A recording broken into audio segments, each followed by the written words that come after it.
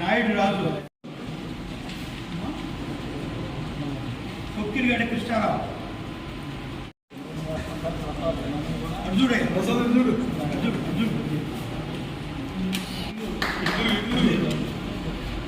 కొక్కిరిగడ్డ Prasad,